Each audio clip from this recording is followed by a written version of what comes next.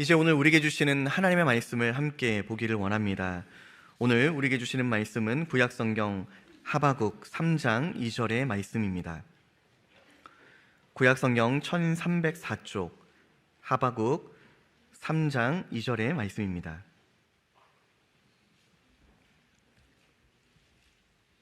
찾으신 줄로 알고 제가 하나님의 말씀을 봉독하도록 하겠습니다. 여호와여, 내가 주께 대한 소문을 듣고 놀랐나이다. 여호와여, 주는 주의 일을 이 수년 내에 부응하게 하옵소서. 이 수년 내에 나타내시옵소서.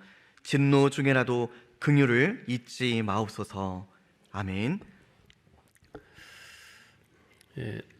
지난 주에는 이제 여호수아 강해를 마치고 이제 사랑에 대해서 이제 말씀을 드렸는데요.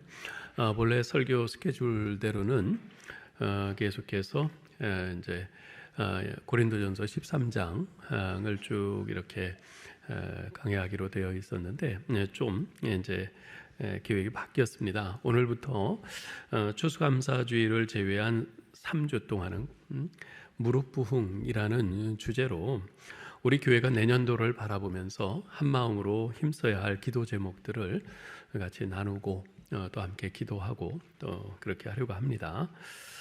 그래서 여러분들 이제 매주 말씀드리는 그 말씀과 또 기도 제목들을 잘 기억하시고 한 주간 계속해서 기도를 해주시면 감사하겠습니다.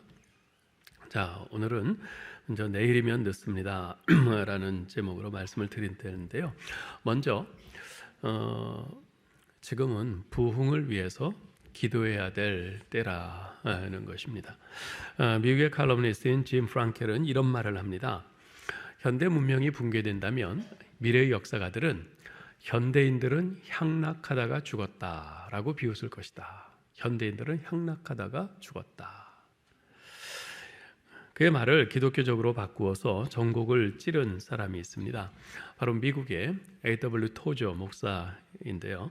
그는 20세기 중반의 미국과 유럽의 실상을 이렇게 말합니다. 현대인은 배꼽을 쥐고 낄낄거리며 지옥으로 가고 있다. 재미를 찾아서 그렇게 지옥으로 향해 가고 있다. 이런 말에 대해서 여러분 어떻게 생각하십니까? 지금 우리가 몸담고 살아가는 지금의 현실은 다를까요? 저는 그렇지 않다고 생각합니다. 마약, 포르노, 각종 성범죄, 도박 등은 말할 것도 없고요. 영화, 스포츠, 오락 등 거의 중독 수준으로 아주 깊이 심취된 채 매일매일을 살아가는 사람들이 얼마나 많은지 모릅니다. 이런 상황 속에서 기독교를 하나의 엔터테인먼트나 돈벌이로 이용하는 사람들도 상당히 많아요. 미국 복음주의 교회에서 부르는 필수 찬양곡 중에 하나로 여겨질 정도로 아주 유명한 곡이 있습니다. Glory to God Forever. 하나님께 영광을 영원히라는 이런 CCM인데요. 이 곡을 지어서 직접 부른 사람이 비키 비칭이라는 여자 가수입니다. 근데 이 사람은 자신이 동성애자라고 아주 당당히 말해요.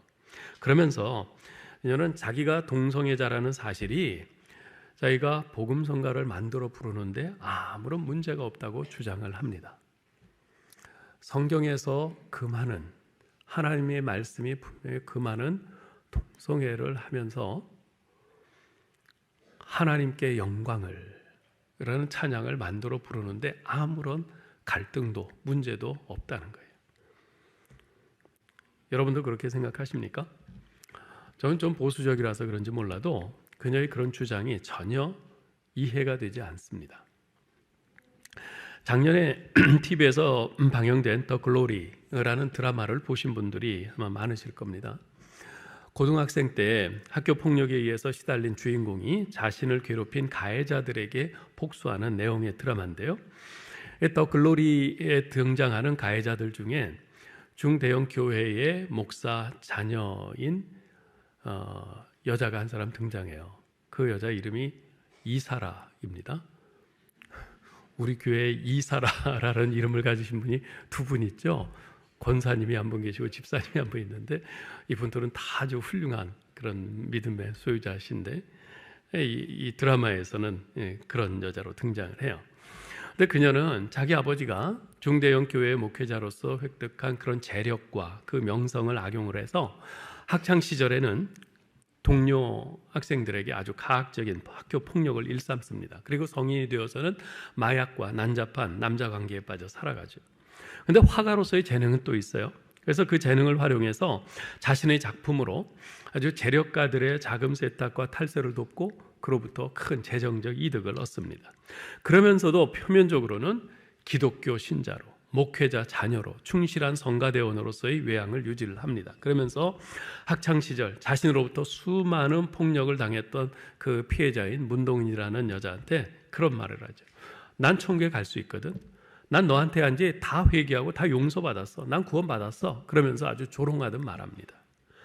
그런 장면을 볼 때 그 예수 믿는 목사인 나도 이렇게 불편한데 예수 믿지 않는 세상 사람들이 그런 장면을 본다면 우리 기독교와 교회에 대해 또 하나님과 예수 그리스도에 대해서 얼마나 왜곡된 편견을 갖게 될까, 이런 생각에 좀 섬뜩함을 금할 수가 없습니다. 이처럼 오늘날 이 세상은요, 우리 기독교와 교회에 대해서 그리고 예수님에 대해서조차 낄낄거리고 조롱하며 사람들의 눈을 가리고 멸망의 문으로 이끌어가고 있습니다. 이것이 바로 지금 우리가 살아가고 있는 이 세상의 분위기입니다. 지난 코로나 3년은요, 이런 세상의 분위기를 한층 더 가속화시켰습니다. 심각한 코로나 상황 속에서 많은 신자들은요, 매주 월요일만 되면 직장에 출근해서 당신 어제 교회 나갔냐? 하는 신문 아닌 이런 질문을 받아야만 했습니다. 그리고 교회 간 것이 마치 무슨 큰 죄를 지은 것처럼 고개를 숙여야만 했죠.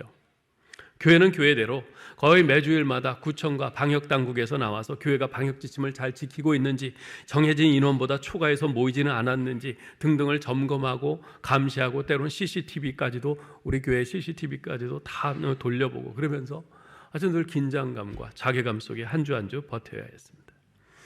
그러면서 주일 예배를 비롯해서 교회, 학교, 구역 모임 등 교회의 모든 공적 집회와 모임들이 무너졌습니다. 그 후유증은요, 코로나 상황이 종식된 지금, 그리고 일상이 아주 회복된 지금까지도 계속 지속되고 있어요. 그 일례로 교회 출석하는 예배 인원이 코로나 이전에 비해서 70% 정도밖에 되지 않고 있습니다. 우리 교회뿐만 아니라 전국의 교회들의 평균이 그래요. 근데 문제는 단지 교회 출석률이 아닙니다. 정말 심각한 문제는요, 교회와 신자들의 영적 능력이 아주 심각할 정도로 저하되었다는 겁니다. 전에는 주일 성수를 아주 생명처럼 여겼던 신자들이 코로나 3년을 거치면서 집에서 온라인으로 예배 드리면 되지 그럽니다. 그러면서 예배를 방송으로 겨우 설교 듣는 것으로 대체시켜버렸어요. 온라인으로 처음부터 끝까지 예배 드리는 것도 아니에요. 중간에 다른 일 하다가 설교 겨우 듣고 나 오늘 예배 드렸어, 그럽니다. 설교 들었으면 예배 드린 거라는 거예요. 그런 면에서는 오히려 코로나가 한창일 때, 교회 모여서 예배 드리는 것이 금지되었을 때, 집에서 온라인으로밖에 예배 드릴 수 없는 그런 상황이었을 때, 코로나 위기의식 속에서 비록 온라인이지만 의복을 단정히 차려입고 처음 임내송부터 마지막 축도일까지 정성껏 하나님께 예배 드렸던 때보다 못한 것 같습니다. 그 결과 우리 신앙생활의 근간이라 할 수 있는 예배가 많이 약화되었고요, 또한 우리 성도들의 의식 속에서 교회의 공동체성이 아주 심각하게 훼손되었습니다. 뿐만 아니라 섬김과 봉사의 헌신도 많이 약화되었죠. 그런데 무엇보다도 제가 위기의식을 느끼는 것이 뭐냐면요, 교회와 신자들의 영적 상태가 이런데도 어쩔 수 없지 코로나 3년이 좀 길었어야지, 그러면서 그냥 이 상태에 주저앉아 있으려는 패배의식입니다. 분명히 우리 모두의 마음 한쪽엔 이건 아닌데, 그런 마음이 있어요. 이 상태로 그냥 있으면 안 되는데 하는 생각이 있어요. 그런데 막상 일어나서 뭔가를 해보려 하니 엄두가 나지 않기도 하고, 또 뭘 어떻게 해야 할지 몰라서 그냥 있는 겁니다. 그러면서 남들도, 다른 교회들도 다 이러고 있는데 그러면서 스스로 위안을 삼고 있는 거죠. 이렇게 지금 우리 한국 교회는 암울한 침체기에 놓여 있습니다. 자, 그러면 하나님께서는 이러한 교회와 우리 신자들의 영적 침체기에 대해서 뭐라고 말씀하실까요? 먼저 우리가 분명히 알아야 할 것은요, 하나님께서는 교회와 신자들의 부흥을 원하신다는 겁니다. 오늘 본문인 하박국 3장 2절을 같이 한번 읽어보죠. 여호와여, 내가 주께 대한 소문을 듣고 놀랐나이다. 여호와여, 주는 주의 일을 이 수년 내에 부응하게 하옵소서. 이 수년 내에 나타내시옵소서. 진노 중에라도 긍휼을 잊지 마옵소서. 하박국 선지자는 주께 대한 소문을 듣고 놀랐다고 말합니다. 여호와 하나님에 대해서, 그리고 그분이 행하실 일에 대해서 듣고는 놀랐다는 겁니다. 두려워 떨었다는 겁니다. 그 주께 대한 소문이 무엇입니까? 앞에서 하박국은요, 율법이 해이하고 정의가 전혀 시행되지 못하고 악인이 의인을 에워싸고 있는 등 아주 타락이 극에 달한 이 유다를 어찌하여 그냥 두시냐고 하나님께 탄식하면서 부르짖었어요. 그러자 하나님께서는 기다려라, 바벨론을 동원해서 타락한 유다를 심판할 거다 말씀하셨어요. 그러자 하박국이 다시 호소합니다. 아니 하나님, 유다를 심판하시는 건 마땅한데, 근데 유다보다 훨씬 더 악한 그 바벨론을 통해서 유다를 심판하시겠다고요? 그것이 옳습니까? 이러면서 다시 반문합니다. 그에 대해서 하나님께서는 자기의 이익을 위해서 많은 나라들을 침략해서 수많은 사람들을 죽이고 강포를 행한 그 바벨론도 심판하실 거라고 말씀하세요. 이렇듯 타락한 유다에 대한 심판과 바벨론에 대한 심판을 행하실 것이라는 하나님의 선언을 듣고 하박국 선지자는 놀라고 두려워하고 떨었다는 겁니다. 근데 저는 이 말씀을 지금 대하면서 좀 몹시 좀 마음이 좀 아팠어요. 하박국 선지자는 하나님에 대해서, 그리고 그 하나님의 행하심에 대해서 들을 때 놀라고 두려워하고 떨었다고 하는데, 나는 어떤가? 하나님의 말씀을 대할 때 내게도 그러한 놀람과 두려움과 떨림이 있는가? 있다면 어느 정도나 있는가? 말씀을 대하는 것이 너무나 익숙해서 별다른 감동 없이 그냥 읽고 지나가는 것은 아닌가? 특히 나는 목사고 설교자인데 그 때문에 말씀을 대할 때 하나님께서 내게 하시는 말씀으로 그 말씀을 대하기보다는 성도들에게 설교하기 위해서 말씀을 대하는 것은 아닌가? 하나님께서 나에게 하시는 말씀으로 듣지 않으니까 말씀 앞에서 놀라고 두렵고 떨리는 일이 일어나지 않는 것은 아닌가? 이런 자책감이 드는 거죠. 이것은 저 같은 목회자뿐 아니라 신앙생활을 오래 해오신 여러분들에게도 똑같이 해당되는 문제일 것입니다. 수십 년 신앙생활을 해오면서 여러분이 들은 말씀은 얼마입니까? 한번 계산해 보세요. 주일 오전과 오후 예배만 쳐도 1년에 100번이 넘죠. 거기에다가 수요일 새벽 예배, 예배 등등을 치면 1년에 최소한 200번에서 300번은 설교를 듣습니다. 그뿐인가요? 개인적으로 성경도 계속 읽으시잖아요. 큐티도 하시잖아요. 그러다 보니 말씀들이 너무 익숙해서 별다른 감흥이 없는 경우가 있어요. 말씀을 들을 때 또 읽을 때 이거 익숙한데? 이거 전에 들었던 말씀인데? 내가 잘 알고 있는 말씀이야? 그러면서 처음부터 딱 마음을 닫고 귀를 닫는 그런 경우들이 적지 않습니다. 여러분, 그럴 때가 위험한 겁니다. 그럴 때가 위험해요. 그래서요, 정말 여러분 귀에 익숙한 그런 본문, 익숙한 말씀이 들려올 때 그것을 새롭게 하는 마음가짐이 필요합니다. 익숙한 것을 새롭게 대하는 마음가짐, 이것이 꼭 필요해요. 잘 기억하십시오. 익숙하다고 그냥 넘겨버리지 마시고 익숙한 것을 새롭게 대하셔야 돼요. 이건 내가 익숙한 본문인데, 잘 알고 있는 본문인데, 그렇지만 하나님께서 오늘 또 이 말씀을 가지고 내게 무슨 말씀을 하시려고 하실까? 이것을 기대하면서 새로운 마음으로 대해야 합니다. 그럴 때 그 말씀이 오늘 하나님께서 나에게 하시는 말씀으로 다가오게 되고요. 그때 비로소 말씀 앞에서 내 자신의 적나라한 모습을 보면서 두렵고 떨리는 마음으로 말씀의 역사를 체험할 수 있게 되는 것이죠. 자, 그런데 하박국 선지자는요, 주의 일을 수년 내에 부응케 하시고 수년 내에 나타내시옵소서라고 간구하고 있습니다. 자, 지금 하박국 선지자가 말하는 주의 일이 무엇을 말합니까? 그래서 하나님의 심판을 의미합니다. 근데 거기에는요, 바벨론에 대한 심판과 멸망은 물론이거니와 그에 앞서 유다가 바벨론에 의해서 멸망하고 고난을 당할 심판도 포함되어 있습니다. 그런데 하박국 선지자는 그것마저도 부흥이라고 표현하고 있어요. 이스라엘의 부흥을 이야기를 하는데 유다가 바벨론에 의해서 멸망당하는, 고난당하는 그 심판까지도 부흥이라고 표현하고 있는 겁니다.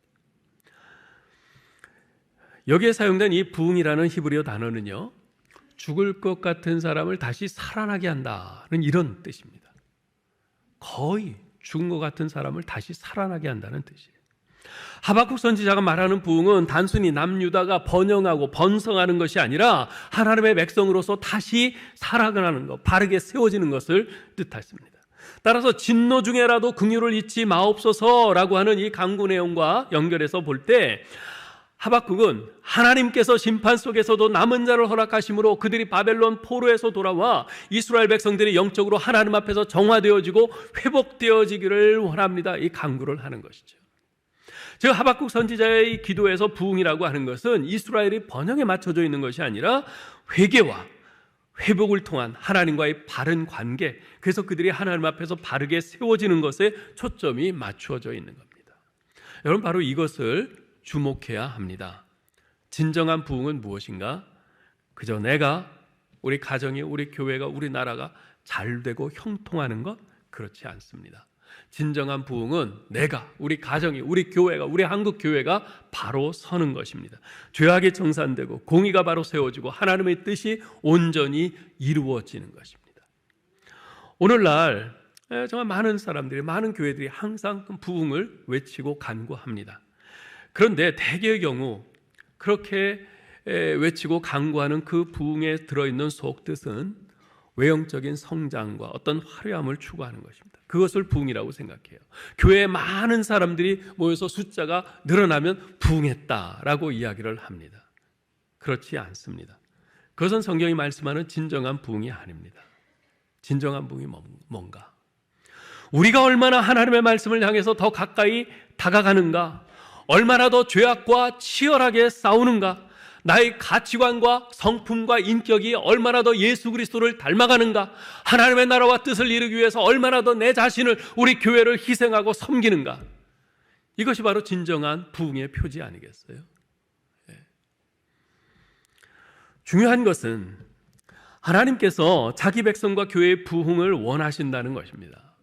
특별히 자기 백성과 교회가 침체와 절망의 상황 속에 있을 때 바로 그때가 하나님께서 부흥을 일으키시는 때입니다. 세례요한이 등장했을 때가 그러지 않았습니까? 말라기 선지자 이후에 400년 동안 이스라엘은 어떤 선지자도 어떤 하나님의 말씀도 등장하지 않았어요. 영적 암흑기였습니다. 바로 그때 하나님께서는 세례요한을 보내셔서 영적 침체와 무기력함에 빠져있던 백성들의 마음에 회개의 메시지를 던지십니다. 그리스도에 대한 대망을 던져줍니다. 그렇게 함으로써 구원자 예수 그리스도의 길을 예비하게 하셨지요. 주 313년 로마의 콘스탄틴 대제가 기독교를 국교화한 이후에 로마 천주교가 막강한 교회 권력에 도취되어서 하나님의 말씀이 백성들의 귀에 들리지 못하게 가로막았어요. 그로 인해서 중세 천년의 영적 암흑기가 도래했죠. 그러한 중세 천년의 영적 암흑기를 깨뜨리고 하나님의 백성들이 다시 하나님의 말씀을 듣고 살아날 수 있도록 마틴 루터와 존 칼빈을 비롯한 많은 종교 개혁자들을 일으키지 않으셨습니까? 그 후로도 독일의 경건주의 부흥운동, 진젠돌프의 모라비안 부흥운동, 요한 웨슬레의 부흥운동, 미국의 대각성운동, 그리고 1907년 우리나라의 평양 대부흥운동 등 교회와 성도들의 신앙이 메마르고 침체되거나 그 주변 상황에 의해서 기독교가 아주 위기에 직면할 때마다 하나님께서는 오히려 부흥을 일으키셔서 교회와 성도들이 영적으로 다시 살아나게 하셨습니다. 따라서 코로나로 인한, 아니 그 훨씬 이전부터 물량주의, 형식주의, 번영신학 등으로 인해서 세상의 빛과 소금으로서의 본분을 잃어버리고 계속 침체일로를 걷다가 코로나에 의해서 직격탄을 맞고 주저앉은 우리 한국교회와 성도들에게 하나님께서 다시 부흥을 명하시는 것은 지극히 당연한 것이죠.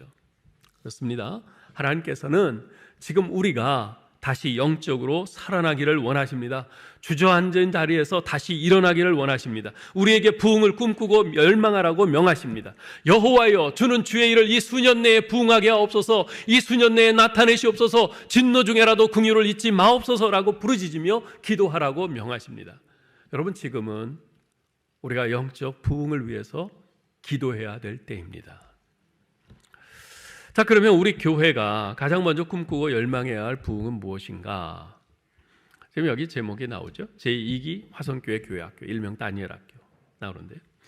저는 우리 교회가 가장 먼저 꿈꾸고 열망해야 할 부흥이 뭘까? 그것을 생각할 때 처음에는 좀 우리 교회의 구역과 이 교구 모임이 살아나야겠다. 교회와 교구의 부흥을 가슴에 품고 계획하면서 그렇게 기도했습니다. 그런데 지난 10월 초순부터 새벽마다 계속 기도하는 가운데 성령께서 계속 제 마음속에서 꿈틀거리게 하시는 것이 있었어요. 그것은 바로 교회 학교의 부흥입니다. 특별히 기도할 때마다 과거 우리 교회의 교회 학교에 하나님께서 허락하셨던 그 부흥의 모습들이 스쳐 지나갔어요. 여러분 지금 스크린에 도표를 보실 텐데요. 저 도표는 과거부터 현재까지 우리 교회 영아부부터 청2부까지의 그 교회 학교의 출석 숫자입니다. 올해가 2023년도이기 때문에 2013년, 2003년, 1993년, 1983년 이렇게 10년 단위로 제가 쭉 조사를 해봤는데 83년 그 기록은 저는 찾을 수가 없고요. 그리고 2013년은 그때는 이제 통계가 이렇게 주보에 나오지 않았더라고요. 그래서 이제 89년, 2016년 이렇게 해서 이제 조사를 했는데요. 여러분 지금 보시면 아시겠지만 1989년도 저 때에는요. 영아부 132, 유치부 143, 유년부 257, 초등부 249, 중등부 165, 고등부 125, 청년부 75. 93년도도 좀 비슷했어요.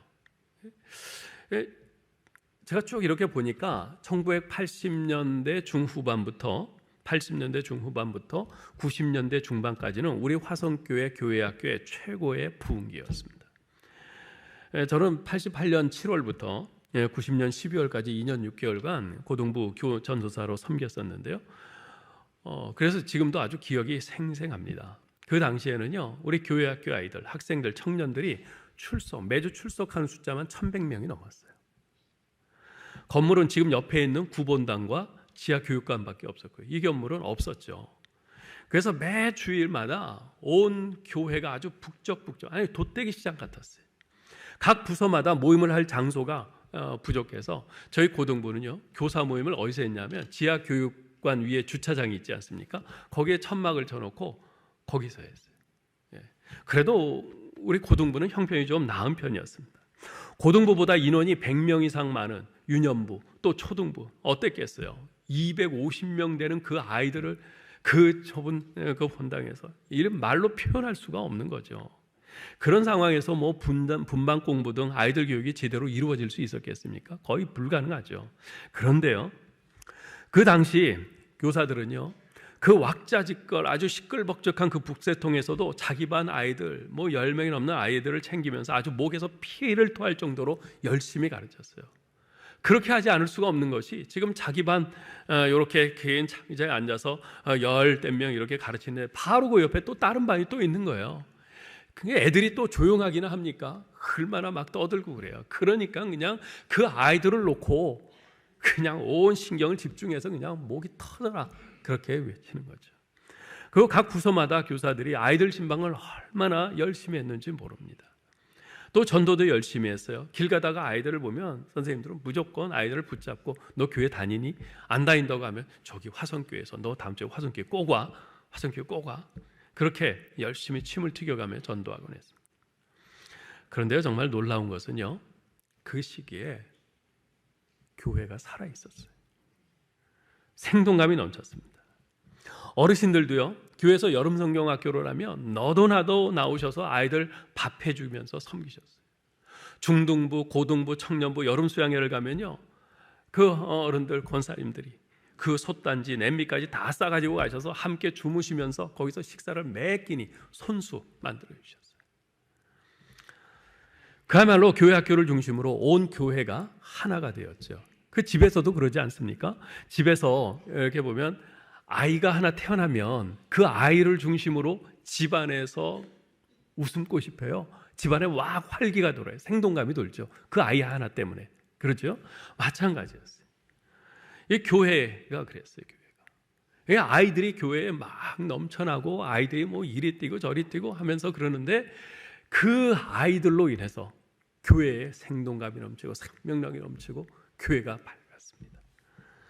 전 매주 수원에서 버스를 3번 타고 이렇게 왔는데요. 교회 올 때만 되면 힘이 나요. 그로 인해서 자연히 어른 회중들도 많이 부흥되었죠.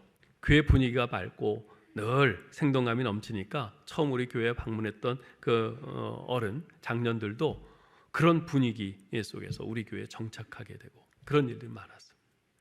그랬었는데 이제 시대와 환경의 변화와 함께 우리 교회 학교도 점점 이렇게 약해져 갔죠.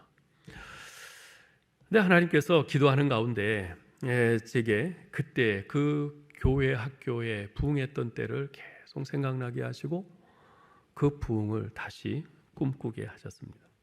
그래서 이제까지의 우리 화성교회의 교회 학교를 1기라고 생각을 하고 이제 내년부터는 제2기 화성교회 교회 학교를 출범해야겠다 하는 생각을 하게 됐습니다.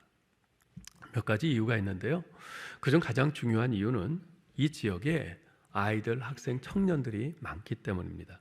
제가 조사를 해보니까 우리 화곡동은요 거주민 수가 20만 명이 넘습니다. 인구 밀도가 전국에서 가장 높은 동네예요.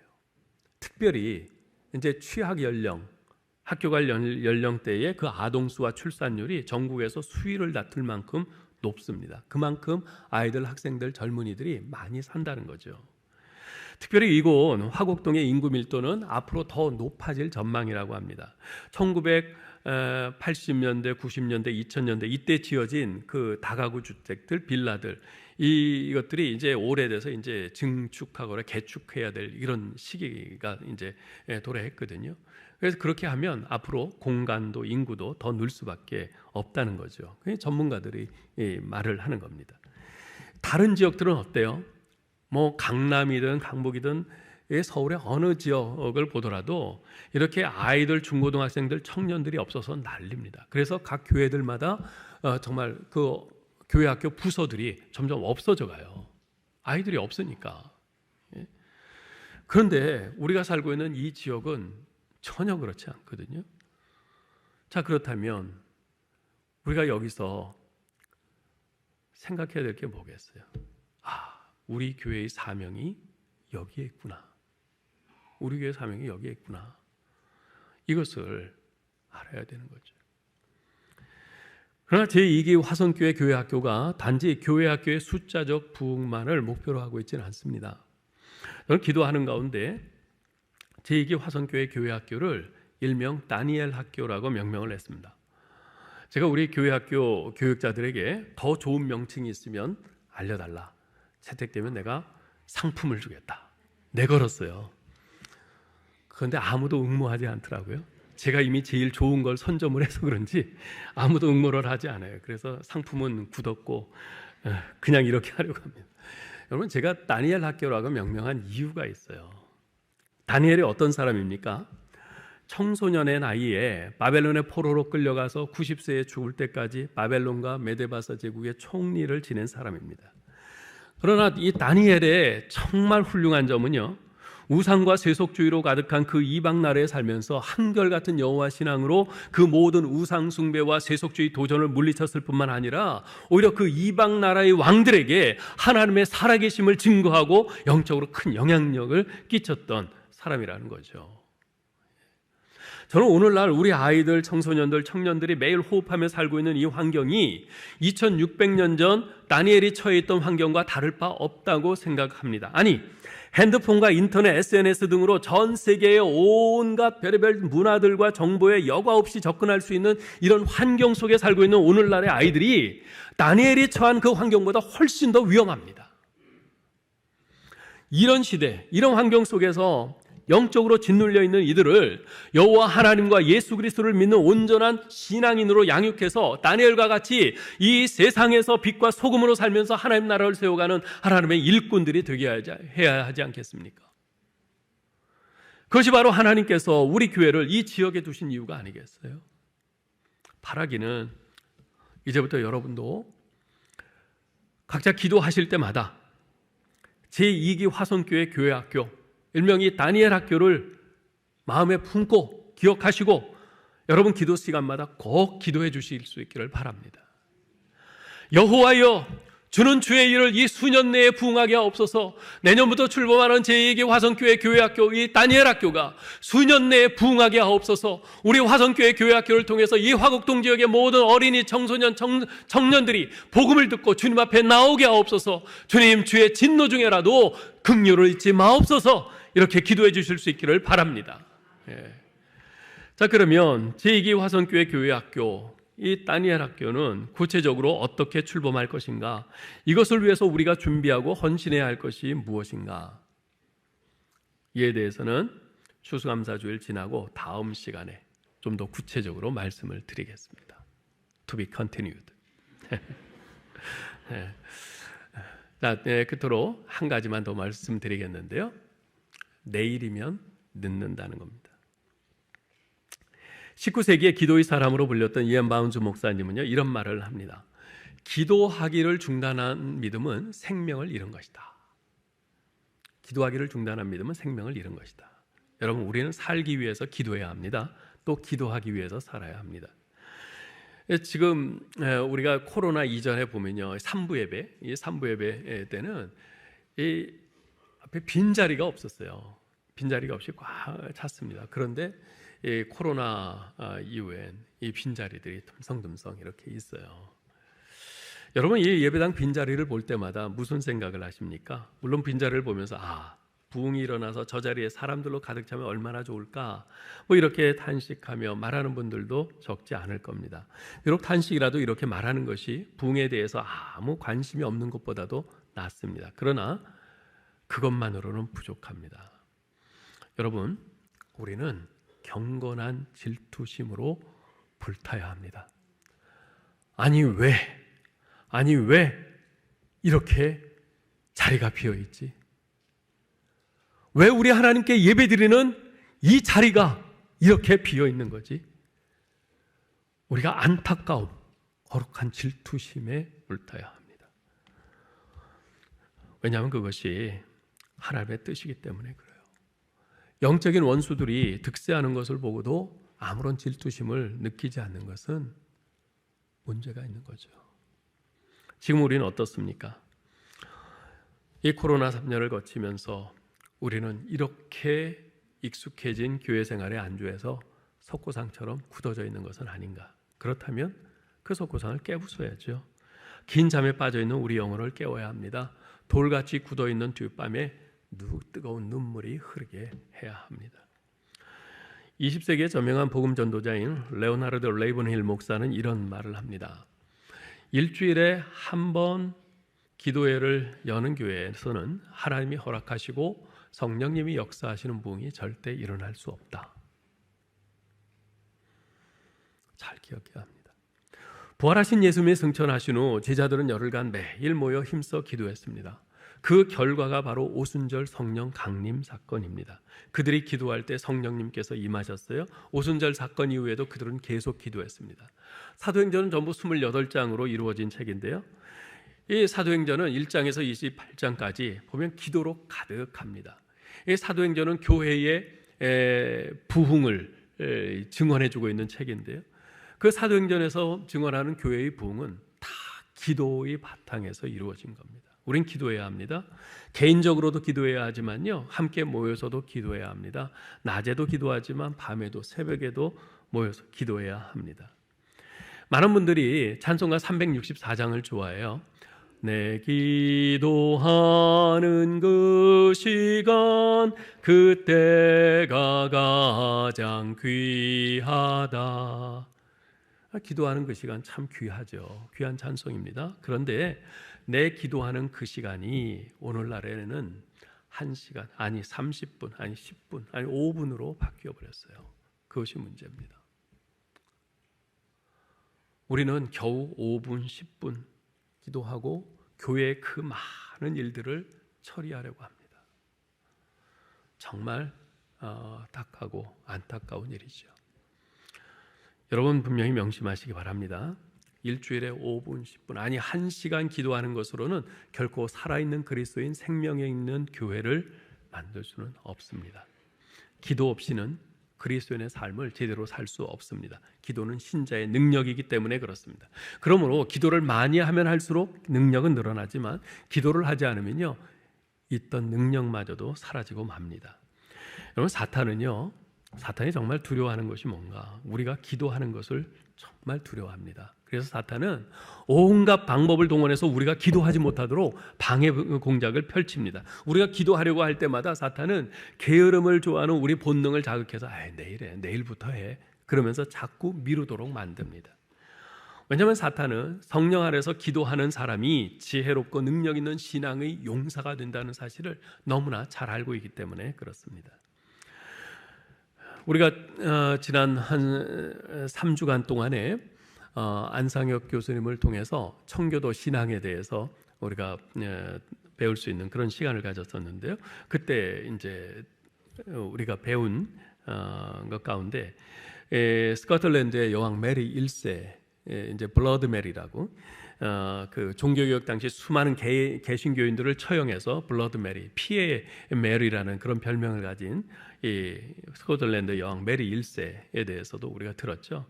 그 여왕 메리 1세가 무슨 말을 했습니까? 나는 군대의 군합발 소리보다 존 낙스의 기도가 더 두렵다. 군대의 군합발 소리보다 존 낙스, 그 경건한 한 사람의 기도가 더 두렵다.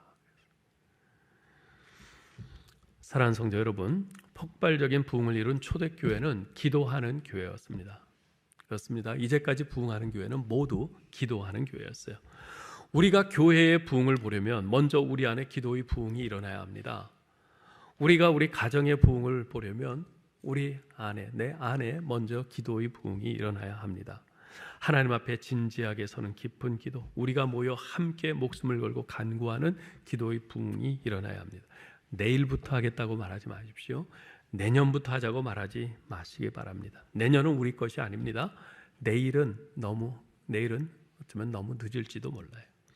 우리가 지금 당장 하나님께서 이런 말씀을 통해서 우리 마음에 뭔가 클릭되게 하시고 우리 마음에 뭔가를 이렇게 자극하실 때, 여러분, 우리가 지금 당장 기도의 무릎을 꿇어야 돼요. 그렇지 않으면, 지금 당장 기도의 제단에 불을 붙이지 않으면, 지금 당장 울면서 금식하며 기도하지 않으면 하나님께서는 이 영광스러운 복음의 촛대를 우리에게서 다른 곳으로 옮기실 것입니다.